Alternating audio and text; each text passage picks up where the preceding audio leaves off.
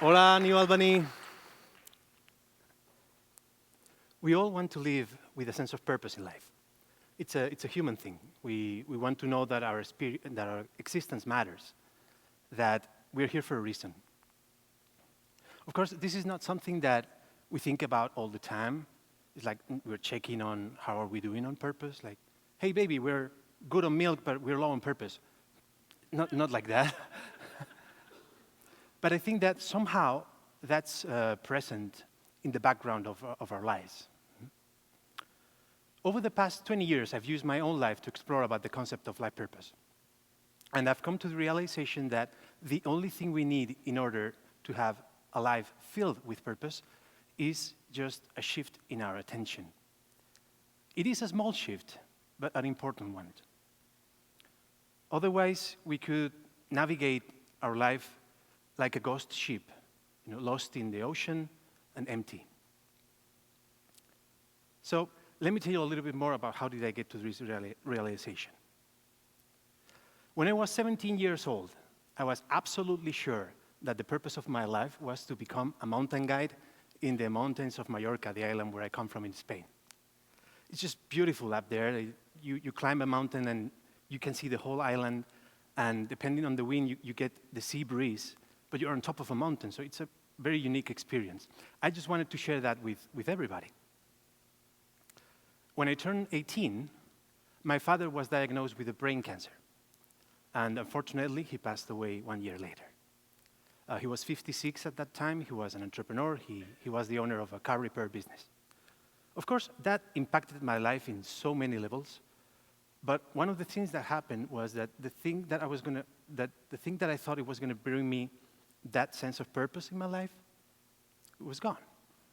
Because I went from aspiring mountain guide to the managing partner of my father's business. After that, I thought, well, we'll probably have a sense of purpose. I will achieve a sense of purpose or fulfillment through achieving certain goals in the business world. Maybe becoming a great entrepreneur, becoming a good businessman, achieving financial success. And I dedicated a lot of time and energy to that task. By the time I was 25 years old, I had left my family business, and I was the managing director of a publishing company with more than 700 employees. I had achieved some success in the business world. I had achieved some financial success, but somehow things were never quite right. Every time I achieved a goal, I've experienced that sense of excitement and happiness, but right after that, I was feeling a sense of emptiness. That forced me to look for another goal, and in hopes that that was the good one, that would bring me something. It became like a cycle. Like I was doing over and over again, achieving goals, feeling empty, achieving goals, feeling empty.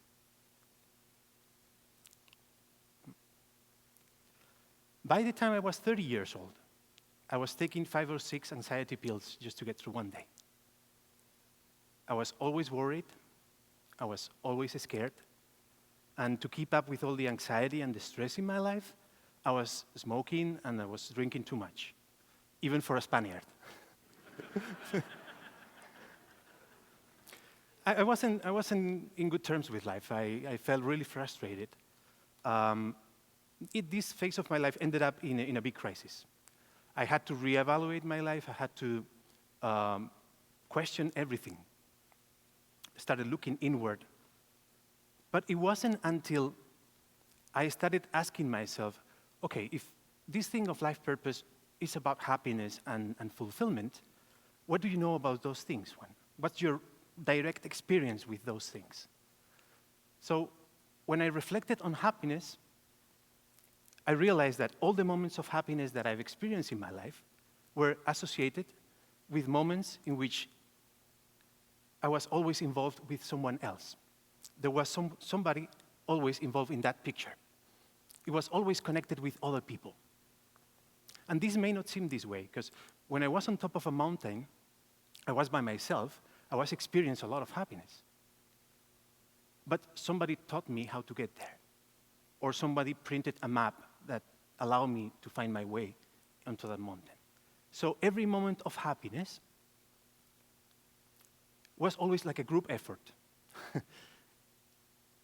the other realization is that when I reflected on fulfillment, I realized that all the moments of fulfillment that I've experienced in my life were associated with the moments in which my attention was focused on what I was giving to other people instead of what I was trying to get from them. This completely changed my perspective on how do I live life. So this is the shift. When you move your attention to what you give to other people, instead of what you're trying to get from them, your attention moves from me to we. This changes completely the way you interact with other people. How do you share yourself with others? How do you connect with people? You know, all those years, I was trying to fill that void, that inner need for purpose in life, achieving things and becoming a mountain guide, becoming a good entrepreneur.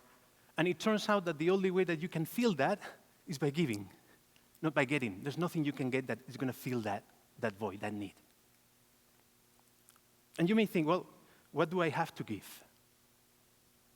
You know, this morning, to keep up with the nerves of coming here, I went for a walk at Blendon Woods. This is something that I do pretty often. I go to Highbanks, I go to Blendon Woods. I love to walk. My wife tells me that I'm a greeting terrorist because I say hi to everybody. I don't care. Yeah, we need more of that, right? I don't care if you make eye contact with me or not.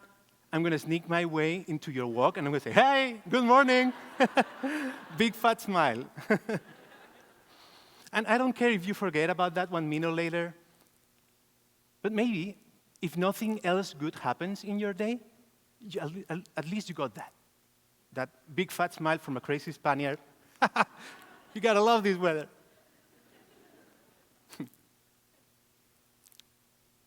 We all have a lot to give. Also, it may seem something small, but acknowledging someone else's presence and connecting with them, it's a way to say, hey, I care about you. I matter. You matter to me. So now, New Albany, we practice. So please, everybody, stand up if you wish. And when I say go, here's what's going to happen. You're going to greet your neighbors, people in the front, people in back, around. Share yourself with them. Hug them. Cross, give them a kiss. Share yourself also, you can talk to them. Say hi. Whatever you feel like sharing right now, do it. Go.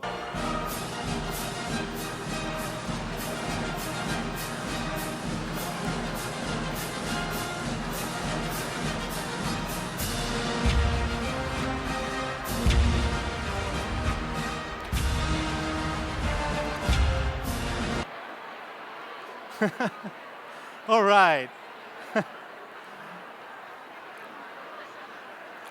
All right, all right.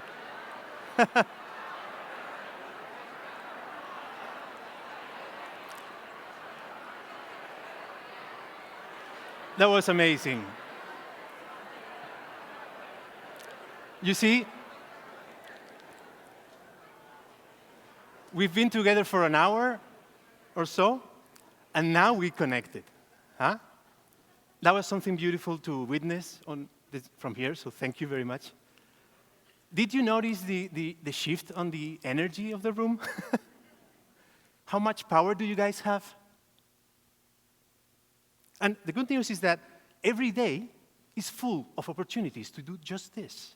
Every day. You know, when you're driving down on 71, 8:30 in the morning, going to work, a lot of people, and you choose to hit the brake, to let someone merge in front of you instead of hitting the gas.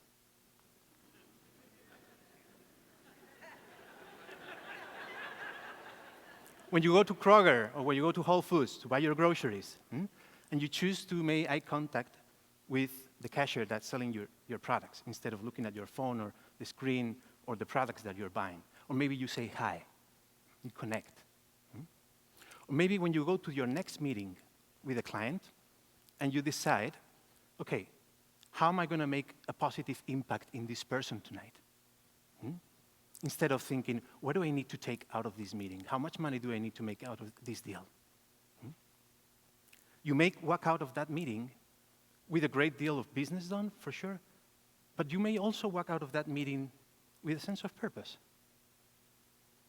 knowing that your existence matters, that you're here for a reason. So, my dear friends, shift your attention, focus on others, share yourself with them, become the captain of that ship, and let us all be your crew. Thank you.